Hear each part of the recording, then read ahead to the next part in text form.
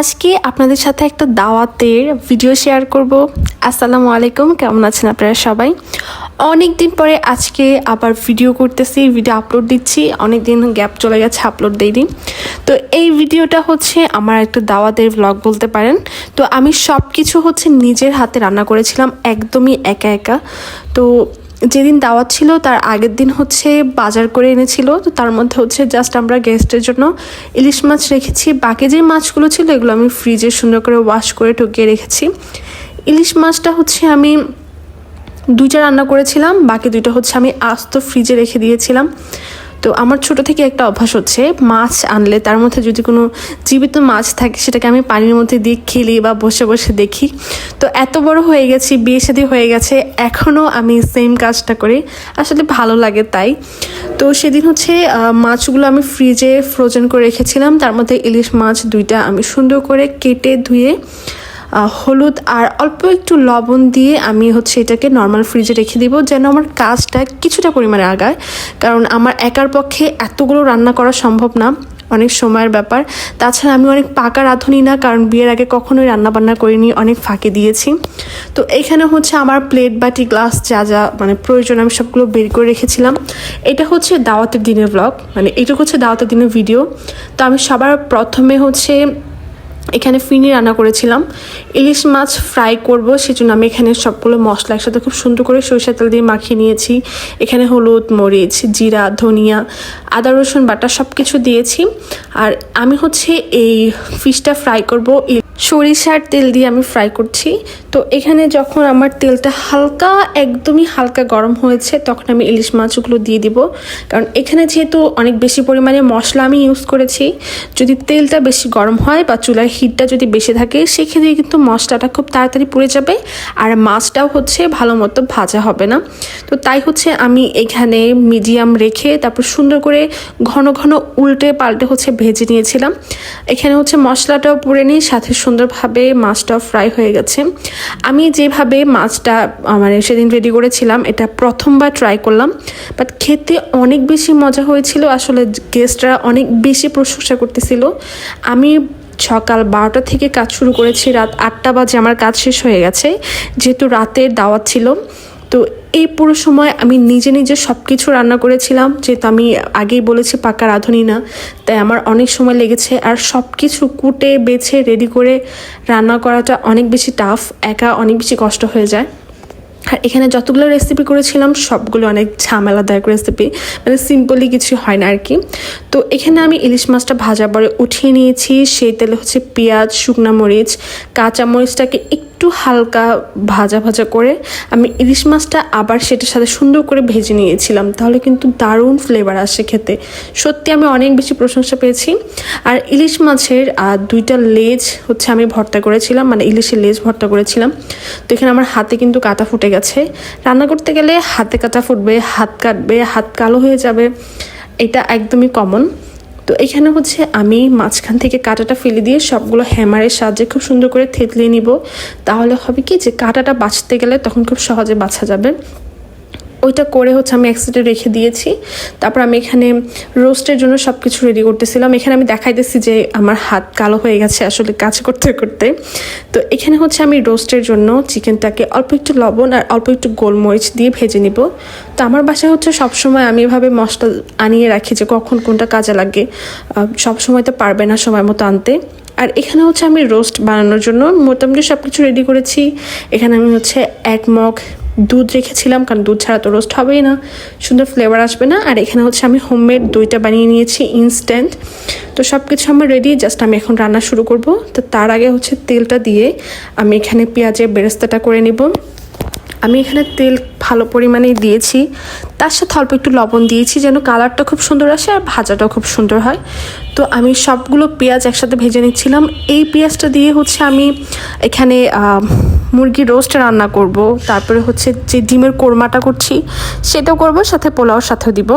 তো আর এখানে হচ্ছে আমি সাইডে চিকেনের যে মশলাটা ছিল, রোস্টের যে মশলাটা আর টক দই ছিল, সেগুলো আমি সবগুলো একসাথে মিক্স করে নিব। আর এখানে হচ্ছে আমি 1 চামচ ভরে ভরে বাদাম বাটা নিয়ে নিয়েছিলাম। বাদাম পেস্ট অবশ্যই দেওয়া ট্রাই করবেন, তাহলে কিন্তু খুব সুন্দর ফ্লেভার আসে।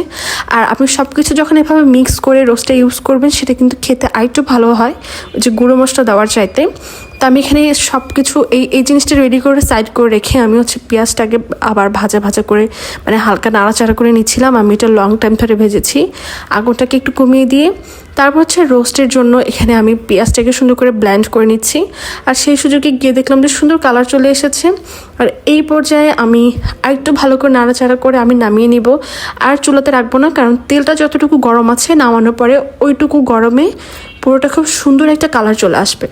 আমি এখন পেঁয়াজগুলোকে জাস্ট তেল থেকে আলাদা করে এক সাইডে করে রেখে দিব। ওইটা গরমে গরমে আরও সুন্দর একটু কালার হয়ে যাবে। তো এই তেলটা থেকে আমি পেঁয়াজটা উঠানোর পরে আমার কিন্তু অলরেডি রোস্টের জন্য সব কিছু রেডি। জাস্ট আমি হচ্ছে এখন রান্নাটা শুরু করব, মানে রোস্টটা রান্না শুরু করব। তো এখানে আমার সব কিছু রেডি, পেঁয়াজ বাটা হয়ে গেছে, আমার বেরেস্তা হয়ে গেছে, দুধটাও রেডি হয়ে গেছে, তার সাথে হচ্ছে মশলাটাও কিন্তু রেডি করে রেখেছি।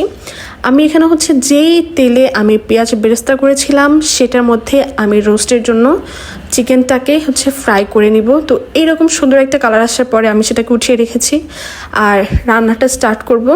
প্রথমে আমি যে তেলটা ছিল ওই তেলে কিন্তু আমি রোস্ট ভাজার পরে হচ্ছে ডিমের কোরমার জন্য ডিমটাকেও একদম হালকা ভেজে নিয়েছি, কারণ বেশি ভাজলে না রাবারই হয়ে যাবে, খাওয়ার সময় রাবার মনে হবে। তো আমি এখানে জাস্ট হালকা একটু ভেজে নিয়েছি যেন ডিমটা ভেঙে না যায় তাই।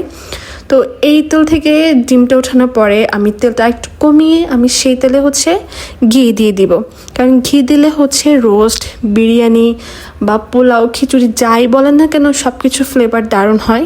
তো এখানে আমি অল্প একটু পেঁয়াজ দিয়ে নিব। এখন কিন্তু আমি রোস্ট রান্না করছি, তো পেঁয়াজটা কালার আসার দরকার নেই, হালকা হালকা ভাজা হয়ে গেলে আমি তার মধ্যে দারচিনি, এলাচ, গোলমরিচ এগুলো দিয়ে নিয়েছি। তার সাথে আমি 1 চামচ ভরে এখানে আদা রসুন বাটা দিয়েছি। আদা রসুনটাকে আমি কিন্তু খুব সুন্দর করে ভাজা করে নিব। রোস্ট রান্নার সময় অবশ্যই খেয়াল রাখবেন চুলার আঁচটা কিন্তু অতিরিক্ত দিয়ে করতে যাবেন না, সেক্ষেত্রে টেস্ট খুব একটা ভালো আসবে না। আর অপর পাশে কিন্তু আমার গরু মাংসটা আমি বসিয়ে দিয়েছি, ওইটাও রান্না হচ্ছে। তো আদা রসুনটা যখন দেখবেন যে কালার চেঞ্জ হয়ে গেছে বা কাঁচা কাঁচা স্মেলটা চলে গেছে, তখন হচ্ছে আমি এখানে পেঁয়াজ বাটাটা দিয়ে দিয়েছি। পেঁয়াজ বাটাটাকে এখন আমি খুব সুন্দর করে ভাজবো। ভাজার পর দেখেন কালারটা কিন্তু চেঞ্জ হয়ে গেছে, আপনারা দেখলেই বুঝতে পারবেন, আর খুব সুন্দর একটা ফ্লেভার আসবে। তো ওই পর্যায়ে আমি যে রোস্টের মশলাটা, টক দই, তারপরে হচ্ছে বাদাম বাটা মিক্স করে রেখেছিলাম সেটাও এখন আমি দিয়ে খুব সুন্দর করে নাড়াচাড়া করে এটাকেও ভাজা করে নিব। রোস্টের ক্ষেত্রে হচ্ছে আপনি মশলাটাকে যত কম সময়ে সুন্দর করে ধৈর্য নিয়ে মনোযোগ দিয়ে ভালোবেসে এটাকে কষিয়ে নেবেন, তরকারিটা বা রোস্ট হচ্ছে তত বেশি মজা হবে। আমার এখানে কিন্তু ভাজা হয়ে গেছে, দেখে বুঝে গেছেন।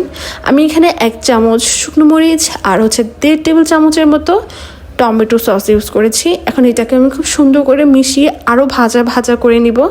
তারপর হচ্ছে আমি যেখানে পেস্ট রেখেছিলাম ওই বাটিটা ধুয়ে একটু পানি দিব, পানি দিয়ে আমি এটাকে একটু কষিয়ে নিব। না আপনি যতবার ধাপে কষাবেন এটা ততই টেস্ট হবে।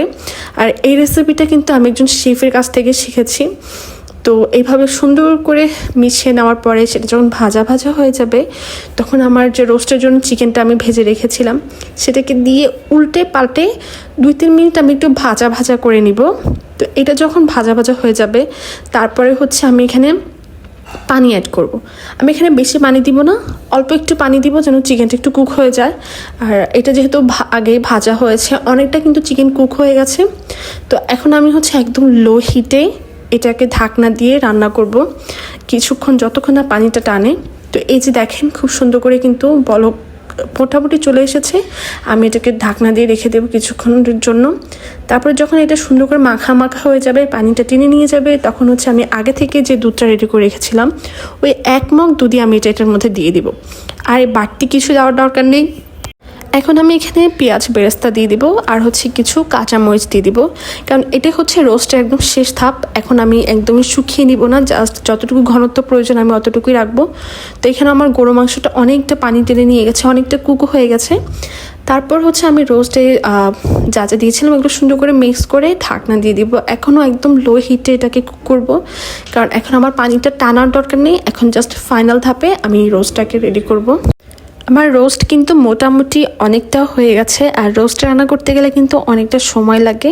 আপনি অনেকভাবে রান্না করতে পারেন, যেহেতু গেস্ট আসছে তাই আমি একটু অন্যভাবে বা বেস্ট করার জন্য ভাবে ট্রাই করছিলাম। তো এখানে আমি চিকেনটাকে আলাদা করে উঠিয়ে রেখেছি, তারপর যে গ্রেভিটা ছিল সেটাকে আরেকটু ঘন করে দেন আমি উঠিয়ে ফেলেছি। আর উঠানোর শেষে আমি একটু কাঁচামরিচ দিয়ে উপরে ঘি দিয়ে আমি এটাকে সুন্দর করে সার্ভ করে দিব।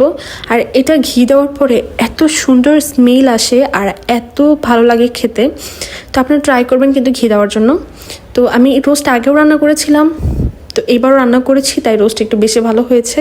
আর গেস্ট আমার রোস্টেরও খুবই প্রশংসা করেছে। আসলে আমি যেহেতু খুব একটা ক্যামেরা নিয়ে ধরে বসে থাকতে পারি না, তাই আপনাদেরকে ভয়েসটা শোনাতে পারি নাই, বাট উনি অনেক প্রশংসা করতেছিল যে অনেক মজা হয়েছে। আর আমি প্রায় টানা 8 ঘন্টা এত কষ্ট করে রান্না করেছি, তো আমার রান্নাটা আসলে সার্থক হয়েছে। তো এখানে আমি ডিমের কোরমাটাও রান্না করতেছি। ডিমের কোরমা অনেকটাই রোস্টের মতো, যেহেতু আমার অনেক টাইম চলে গিয়েছে, তখন আমার আর অতটা বেশি ডিটেলস ভিডিও করতে ইচ্ছা করতেছিল না, শরীরটাও খারাপ লাগতেছিল, লং টাইম কাজ করছিলাম, তাই একটু শর্ট শর্ট ক্লিপ নিয়েছি। এখানে আমার গরু মাংসটা কিন্তু খুব সুন্দর অনেকটা কালা ভুনার মতো কালার এসেছে। আর এখানে আমি পোলাও রান্না করছিলাম ঘি দিয়ে। আর আমার হাজব্যান্ড আগে থেকে বলে রেখেছিল যেন আমি কম তেলে করি। তো এই তো আমার সব কিছু, এখানে চিকেন রোস্ট, এখানে ডিমের কোরমা, এখানে ইলিশ মাছ ফ্রাই, এখানে ইলিশের লেজ ভর্তা, আর সালাদ, গরু মাংস আর পোলাওটা আমি টেবিলে তখনও দেইনি, আর ফিনিটা বাকি ছিল। তো এই আমার আজকের আয়োজন। আপনাদের কাছে কেমন লাগলো অবশ্যই জানাবেন।